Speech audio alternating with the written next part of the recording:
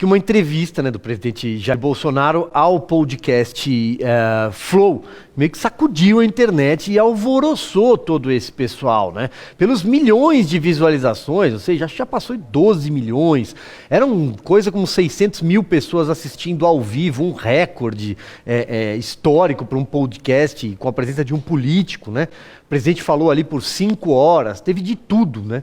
E acho que o que mais irritou os inteligentinhos foi que não foram feitas as perguntas duras, aquilo não era uma sabatina sisuda, né?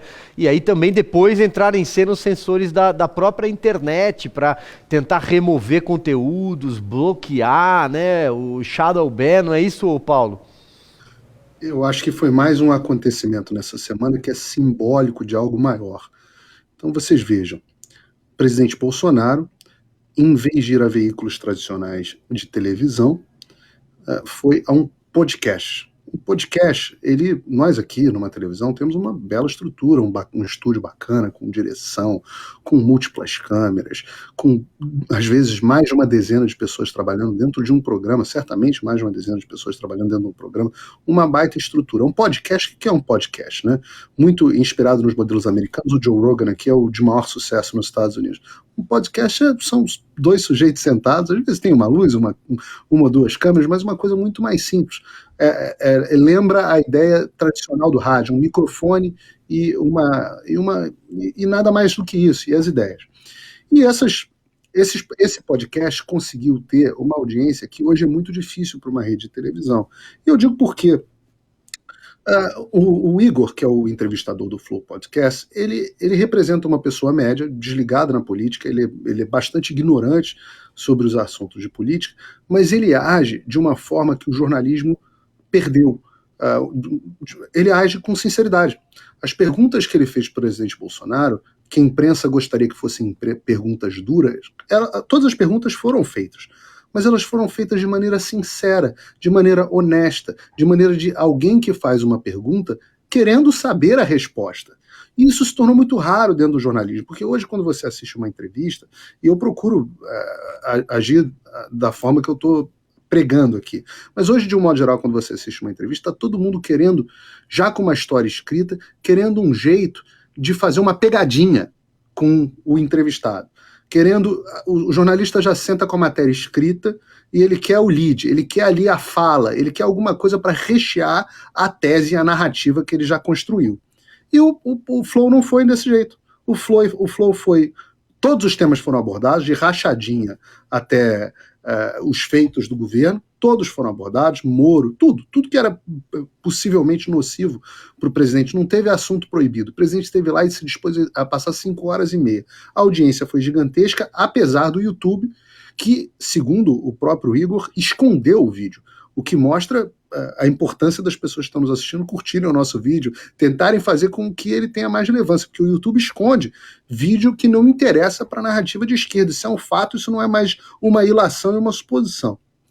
Depois disso, a imprensa reclamou que o Igor não fact-check as coisas que o presidente falou, dizendo que o que o presidente tinha dito era mentira e o Igor tinha que fact-check. O fact-check é de acordo com quem? É com as agências de checagem de fatos. E as agências de checagem de fatos, que são todas financiadas por bilionários, a International Fact-Checking Network, do Poynter Institute, é financiada por bilionários de esquerda. Essas agências de checagem de fato, os donos da verdade, aqueles que dizem o que pode ser verdade ou não, o Igor se recusou, não seguiu a cartilha e não se curvou. Então, eu acho que é um momento de autocrítica, onde a imprensa precisa entender que as pessoas não querem militância, elas querem cada vez mais realidade e sinceridade. E essa que foi a razão do enorme sucesso que o presidente Bolsonaro teve no Flow.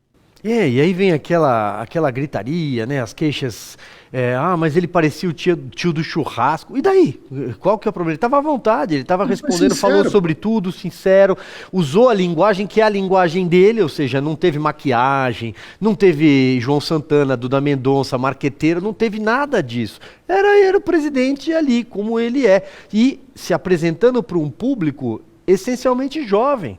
né? Um público. Posso contar uma história de um público de 1 minuto? que, sim, mas só para dizer que é um público que a esquerda fez campanha para tentar arrebanhar para que vote pela primeira vez, porque não tem memória do mensalão, porque não lembra do petrolão. A esquerda fez sempre, vote pela primeira vez, vamos trazer os jovens para a política para votarem no Lula. E aí, o que irritou esse pessoal é justamente o fato de o Bolsonaro estar conversando ali, ó, frente a frente com eles, na linguagem deles, no ambiente deles, onde ele se movimentou muito bem. Aí acendeu uma luz esquisita ali no painel da esquerda, da oposição, do consórcio, e os caras ficaram reclamando. Isso que o Paulo estava falando sobre a figura do Igor como o host ali do podcast, o entrevistador, é justamente por isso. Aquilo foi um bate-papo.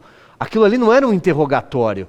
Né? Os sites, por exemplo, que publicam notícias da TV, já noticiário de bastidor de televisão, já na semana passada já estavam anunciando, quero ver se o Bolsonaro vai sobreviver ao Bonner. Né? Então, poxa, então não precisa falar mais nada, mas complementa, Paulo, diga lá. Eu ia contar uma história sobre autenticidade, uma história de bastidores aqui, que em janeiro de 2019, o presidente Bolsonaro tinha acabado de ser eleito, ainda estava ali até se recuperando um pouco da facada, e um belo dia eu recebi uma ligação, era o deputado Eduardo Bolsonaro dizendo que o presidente queria falar comigo. E era uma videoligação. E quando se torna, quando o Eduardo mostra o presidente está falando comigo, eu juro para vocês, estou comentando aqui quase que uma inconfidência, mas o presidente estava deitadão num sofá, com a barriga para cima, com a camisa do Palmeiras, vendo um jogo de futebol. Essa pessoa que vocês enxergaram no podcast, ela é o presidente Bolsonaro. E eu acho que essa é o grande segredo, e é por isso que eu acho que ele vai acabar decolando quanto mais exposição ele tiver. As pessoas querem realidade, as pessoas querem autenticidade. O presidente Lula, ele é um engodo, o ex-presidente Lula é um engodo. Ele não é nada daquilo. Ele passou por transformações, banhos de marketing do Duda Mendonça, e ele se transforma, mas ele não é. Eu já tive com o ex-presidente Lula também, em mais de uma ocasião, e eu sei que ele não é aquele personagem que ele representa. Mas eu posso dizer o oposto do presidente Bolsonaro. O presidente Bolsonaro é justamente aquele cara que vocês enxergam no Flow Podcast, sem tirar nem pôr. E num dado momento o Igor fala assim, poxa, você precisa ser mais presidenciável. Ele fala assim, se ser mais presidenciável? Mas quem disse que eu sou o que eu sou, pô? eu não, ser presidenciável não é ser falso. E era essa história que eu queria contar para vocês. Muito bom, muito bom. Diga lá, Fabi. Eu tenho uma história. Você não trouxe a caneta hoje? Hoje eu não Hello trouxe, Kitty, não? Hello eu vou Kitty. te emprestar a minha Bic. Ela não trouxe a caneta da Hello Kitty, eu vou emprestar a minha Bic azul para a Fabi fazer as anotações. Essa é igual a do Bolsonaro. O que eu tenho para trazer de realidade é que, por coincidência, onde fica a casa do Flow é um lugar onde eu morei muitos anos. Então, eu recebi de vizinhos, de pessoas que estavam ali, gente, tia do Zap, de pessoas comuns, aquela recepção ali. Demorou um tempão para as pessoas dispersarem. Aquilo não foi organizado, não dá para falar, porque foi a campanha, porque é motociata. Gente, não foi isso. Ficou um movimento ali surreal. Então, de fato, o presidente Bolsonaro é amado mesmo. E ali tinha jovens, crianças, gente que a polícia teve que conter para não dar confusão, né? Aquelas coisas assim. Então, isso o Lula não consegue de jeito nenhum para a gente fazer uma comparação. Em relação ao Igor e ao presidente Bolsonaro, o que o Bolsonaro fez? Ele foi o sincerão, o genuíno, ele é assim. Ele fez aquelas piadinhas, eu costumo falar que o Bolsonaro é o autêntico tio do pavê, com todo respeito, né? Que é aquele tio que vai sentar no domingo e vai falar aquela piadinha, o pessoal põe o pavê na mesa e vai falar, é para ver ou para comer, né? É o tio do pavê. Mas ele é assim, e isso acaba conquistando as pessoas. Quem votou nele, sabendo que ele é assim, acaba afastando aquela figura de genocida, de machista, de misógino, de homofóbico. Ele deixou bem claro as ideias dele. E uma coisa muito importante, ele deixou ali muito claro como que a fé dele funciona e que Deus ali realmente não é um slogan de campanha, mas a importância que tem o Brasil e Deus para ele. Então, isso mexeu com a estrutura, porque a juventude também está carente de palavras assim, né? A juventude está vendo muita arte, está muito ruim. Então, eu acho que é um grande movimento e a gente só vai acompanhar aí esses podcasts crescendo e a grande mídia tendo que lidar com a nova geração e a mídia descentralizada. Viva a internet. Teve mais um podcast, inclusive, esse final de semana. Enquanto você estava falando machista, golpista, fascista, eu estava lembrando que o consórcio inaugurou uma nova modalidade, Alan, que agora que é uma fábrica de sufixos. Eu consegui pegar 8 numa coluna da Folha de São Paulo nessa semana. 8. Eu não vou falar o nome para não dar moral, mas diga lá. Não, o que eu ia dizer, o que preocupa bastante nessa história é o próprio YouTube tentando esconder o podcast, não divulgando esse podcast. Quando surgiram as redes sociais, era uma esperança contra essa mídia tradicional que o Paulo tanto fala que já morreu. Então a gente tinha esperança nas redes sociais. O problema é que as redes sociais agora, elas também estão tomando lado. Então isso ficou evidente na eleição norte-americana, quando expulsaram o presidente dos Estados Unidos do Twitter, o Trump, enquanto narcoditadores estão lá soltos, usando o Twitter livremente, terroristas, traficantes, enfim. Depois, por exemplo, você faz uma pesquisa no Google, né? Tem homenagem para tudo. Todos os dias é o dia do médico, o dia do índio, o dia do advogado, o dia de tudo. Menos, por exemplo, Natal e Páscoa, datas importantíssimas, né, do cristianismo, não tem uma única menção.